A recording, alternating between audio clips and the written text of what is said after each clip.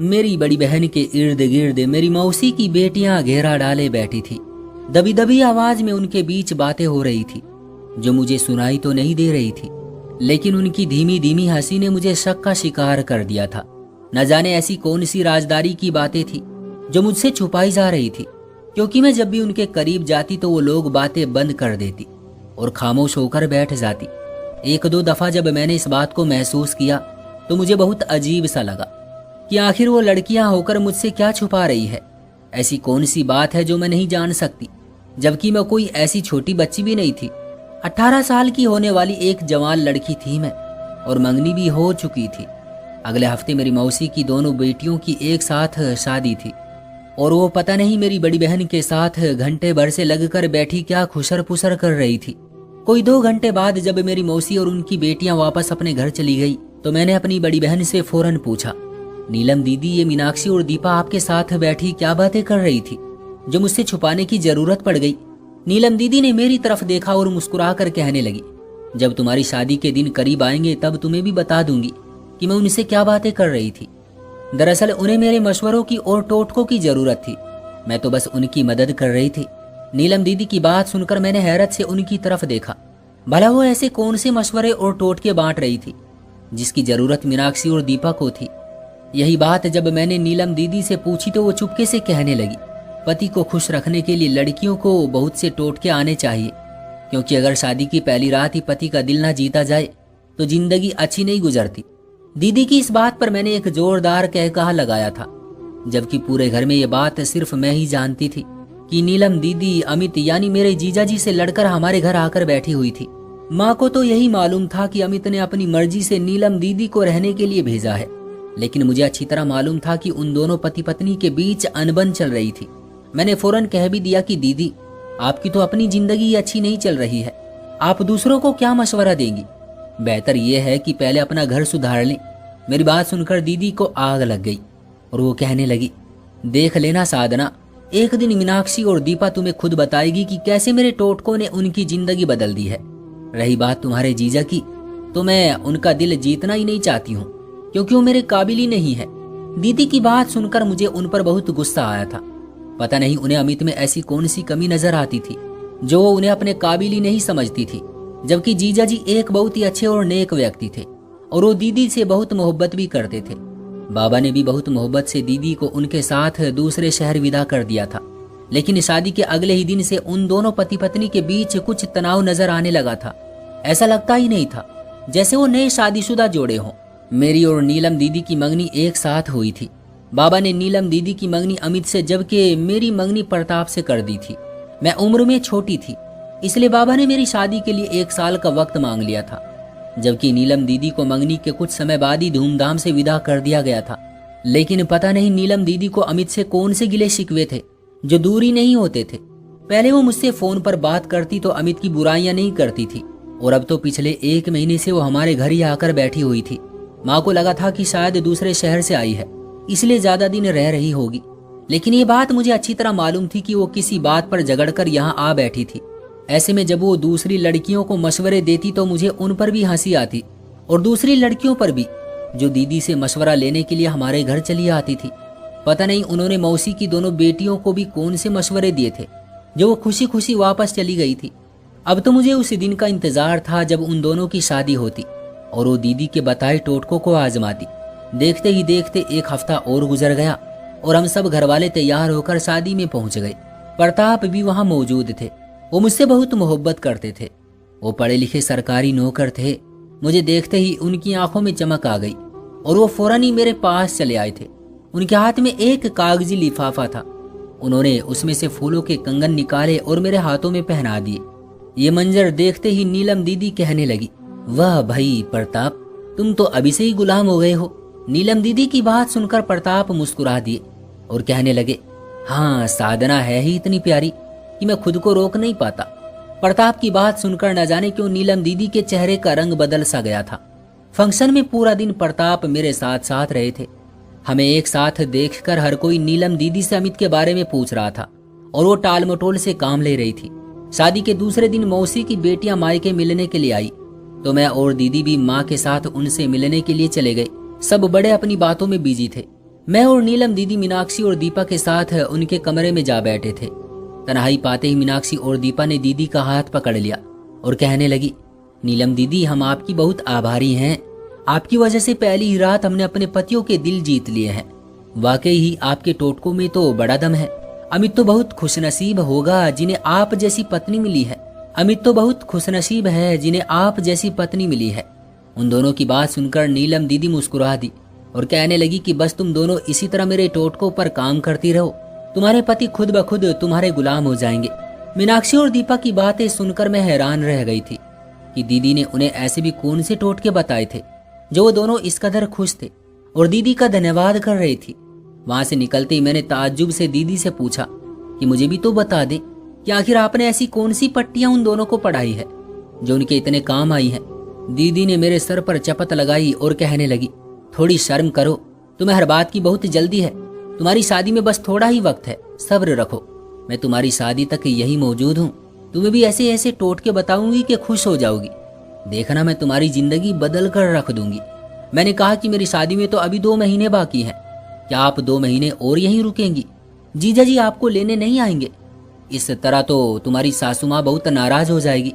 नीलम दीदी ने अजीब सी नजरों से मुझे देखा और कहा कि तुम्हें बड़ी जीजा जी और मेरी सास की फिक्र सता रही है।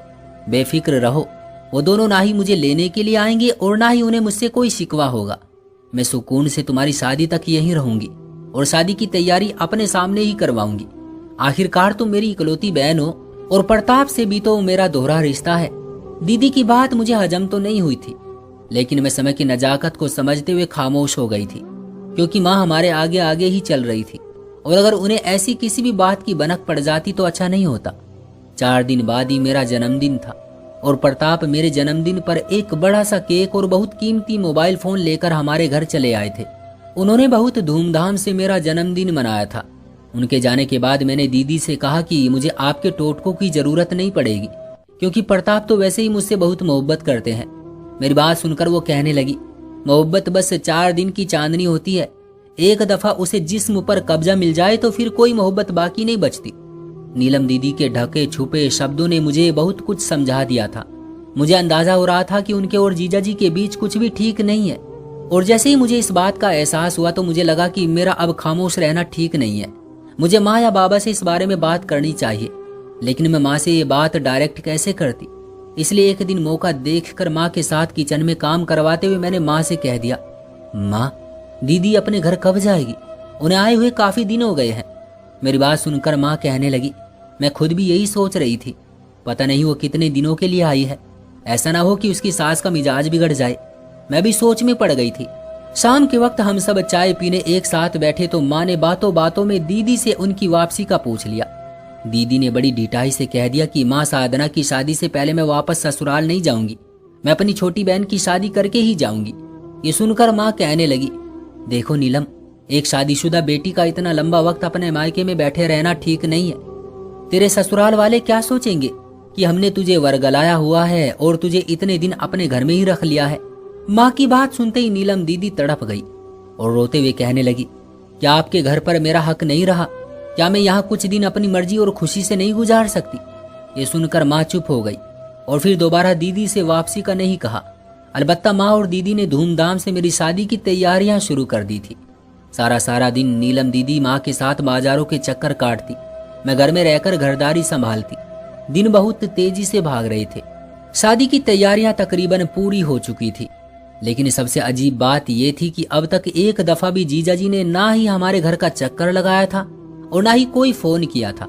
मैंने नीलम दीदी की ससुराल में मेरी शादी की दावत देने के लिए फोन किया तो उनका अंदाज भी बहुत फीका सा था।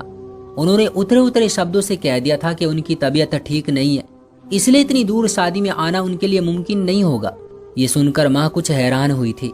आज तक ऐसा कभी नहीं हुआ था कि उन्होंने हमारे घर आने के लिए मना किया हो, और वो भी शादी जैसे बड़े मौके पर। फोन बंद करते ही माँ ने दीदी से पूछा, सच बता नीलम, तेरे ससुराल में सब कुछ ठीक तो है ना? तेरी सास का मिजाज क्यों बिगड़ा हुआ है? कहीं ऐसा तो नहीं कि तेरे इतने लंबे समय से यहाँ रुकने की वजह से वो नाराज हो गई हो? मैंने तुझे पहले ही कहा था कि घर लौट जा, लेकिन तूने मेरी बात न मानी। माँ की बातें सुनकर दीदी गुस्से में कहने लगी, क्या हो गया है माँ? सासू माँ के घुटनों में दर्द है और कोई बात नहीं है। तुम तो हर बात का बतंगड़ ही बना देती हो। अमित आ जाएंगे शादी में, फिक्र ना करो। दीदी ने माँ को तसल्ली दे दी थी, लेकिन माँ को अजीब सा घुन लग गया था।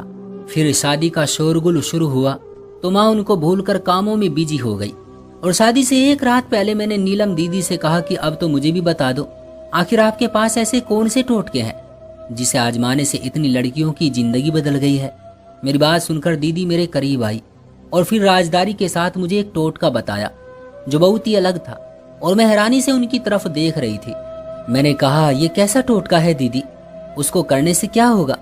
दीदी कहने लगी, करके तो देखो, सब कुछ बदल जाएगा। मैंने दीदी की बात मान ली और प्रताप के साथ विदा होकर उनके घर पहुंची तो मुझे मेरी सास ने कमरे में बैठा दिया। प्रताप के आने में कुछ वक्त बाकी था और यही मौका था जब मुझे दीदी के बताए टोटके पर काम करना था। मैंने वही किया जो दीदी ने कहा था और वहां पर अपनी जगह संभल कर बैठ गई। मैं दिल ही दिल में बहुत खुश थी। प्रताप तो पहले ही मुझसे बहुत ज्यादा मोहब्बत करते थे और अगर दीदी का टोटका कामयाब हो जाता तो वह हमेशा के लिए मेरे गुलाम हो जाते। कुछ देर के इंतजार के बाद प्रताप कमरे में चले आए, लेकिन उनके चेहरे का रंग कुछ फीका सा लग रहा था। वो मेरे पास आकर बैठ गए, लेकिन कोई बात न की। ऐसा लगता था जैसे कुछ कहना चाहते हो लेकिन कुछ कह नहीं पा रहे हो। मैंने प्रताप से फौरन सवाल पूछा, सब कुछ ठीक तो है ना? आप ऐसे खामोश क्यों बैठे हैं? प्रताप ने अजीब सी नजरों से मेरी तरफ देखा और कहने लगे, मुझे सब कुछ पता चल गया है। तुमने इतनी बड़ी सच्चाई मुझसे क्यों छुपाई? मैंने हैरानी से प्रताप से कहा कि आप क्या बातें कर रहे हैं, मैंने आपसे क्या छुपाया है?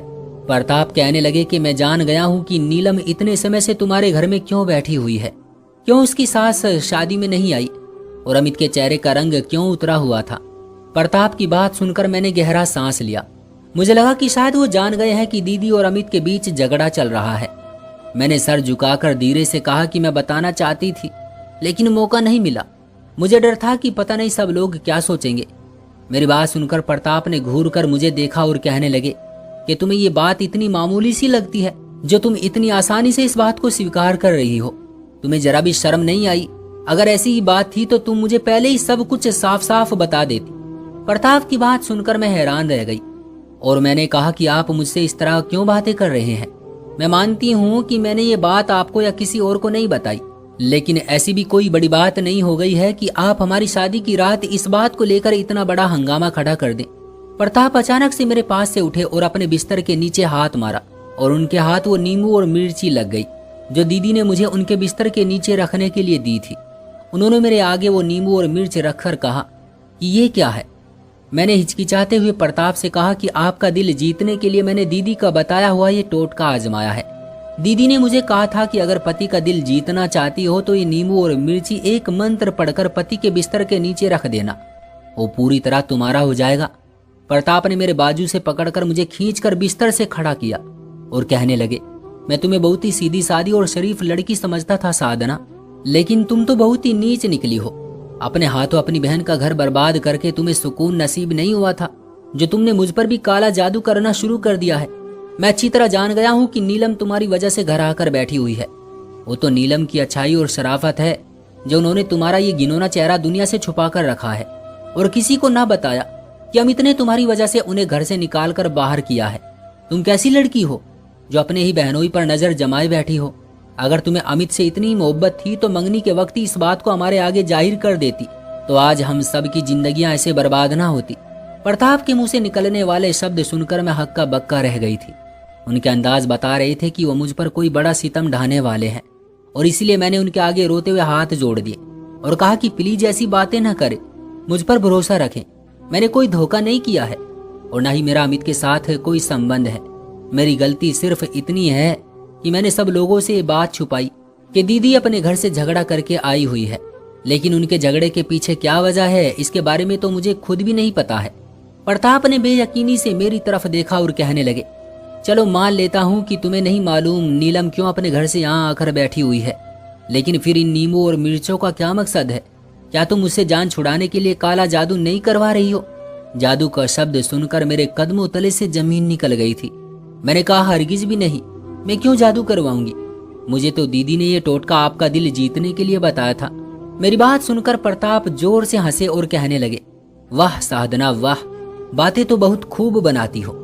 मुझे खुद नीलम ने बताया है कि तुम्हारी वजह से उनका घर टूट गया है क्योंकि तुमने अमित के दिल में जगह बना ली है और अब तुम मुझसे जान छुड़ाकर उसकी जिंदगी में जाना चाहती हो और इसलिए तुमने काले जादू का सहारा लिया है। तुम्हारे इसी जादू की वजह से अमित ने उन्हें घर से निकाल दिया है और उसकी सास भी नीलम की शक्ल देखना नहीं चाहती। जाओ, जाकर अमित के साथ अपनी नई जिंदगी की शुरुआत करो। मेरी तरफ से तुम आजाद हो। मुझे तुमसे अभी के अभी तलाक चाहिए। प्रताप ने मुझ पर वो कहर ढाया था जिसके बारे में सोचा भी नहीं जा सकता था। शादी की रात ही तलाक का धब्बा मेरे सीने पर लगा दिया गया था और ये सब क्यों हुआ था मुझे समझ ही नहीं आया था। मैं रोती पीटती वापस घर चली आई थी, लेकिन यहाँ भी कोई मेरा मसीहा नहीं था, बल्कि सब मुझे ही मुजरिम समझ रहे थे। मैंने नीलम दीदी के आगे हाथ जोड़ दिए और कहा कि दीदी, सबको सच बताएं कि मेरा कोई कसूर नहीं है, मैंने कुछ नहीं किया और वो टोटका मुझे आपने ही बताया था। दीदी ने अजीब सी नजरों से मेरी तरफ देखा और कहने लगी, मैंने तुम्हें ऐसा कोई टोटका नहीं बताया। मैंने तुम्हें कहा था कि अपने पति की सेवा करना। मुझे क्या मालूम कि तुमने नींबू मिर्ची क्यों रखी। अलबत्ता मैं इतना जरूर जानती हूँ कि तुम्हारी वजह से अमित ने मुझे घर से निकाल दिया है। अमित को तुम्हारे जैसी खूबसूरत और कम उम्र लड़की चाहिए थी। उनकी नज़र में मेरी कोई हैसियत नहीं थी और फिर कुछ ही वक्त में मुझे पता चला कि तुमने उन पर जादू करवाया है, इसलिए वो मेरी तरफ नजर उठाकर भी नहीं देखते। इसलिए ही मैं अपना घर छोड़कर मायके चली आई थी। तुमने सिर्फ प्रताप को ही नहीं, अमित को भी अपनी मोहब्बत के जाल में फंसा रखा है। मैंने ये बात किसी को इसलिए नहीं बताई कि तुम्हारा घर आबाद हो जाए, लेकिन तुमने तो जादू करके अपना घर भी उजाड़ लिया है और मेरा भी। ये कहकर नीलम दीदी जोरों कतार से रो रही थी और मेरे मुंह पर एक जोरदार तमाचा दे मारा था। किसी ने मेरी कोई बात तक नहीं सुनी थी। सबको यही लग रहा था कि मैंने दोनों बहनों का घर बर्बाद कर दिया है। मुझे कमरे में बंद कर दिया गया था और बहुत बाद में मुझे पता चला था कि दीदी तलाक लेकर यहाँ आई थी और फिर कुछ वक्त बाद मेरी मर्जी के बगैर मेरी शादी अमित से करा दी गई और दीदी की शादी प्रताप के साथ कर दी गई। वो हो गया था जिसका मैं सोच भी नहीं सकती थी।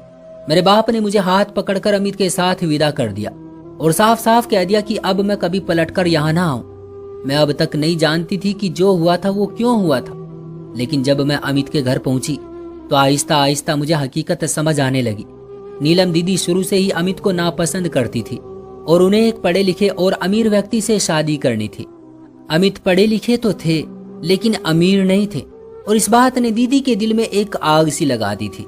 दीदी ने खुद अपने हाथों अपना घर बर्बाद कर डाला था और अमित के दिल में ये बात डाल दी थी कि मैं उनसे मोहब्बत करती हूँ और इसीलिए दीदी उनके साथ गुजारा नहीं कर सकती।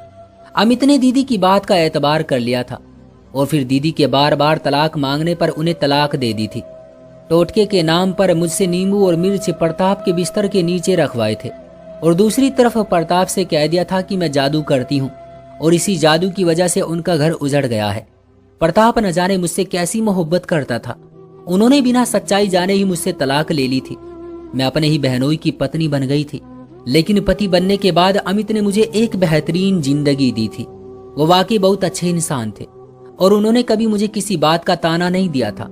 मेरे घर वालों ने मुझे वक्त के साथ साथ स्वीकार कर लिया था, लेकिन नीलम दीदी की जिंदगी नर्क बन गई थी क्योंकि प्रताप मुझसे मोहब्बत करते थे और दीदी से शादी करने के बावजूद वो उन्हें वो मोहब्बत और तवज्जो नहीं दे पाए थे जो दीदी उनसे चाहती थी। और सबसे बढ़कर यह कि उनकी सरकारी नौकरी भी खत्म हो गई थी।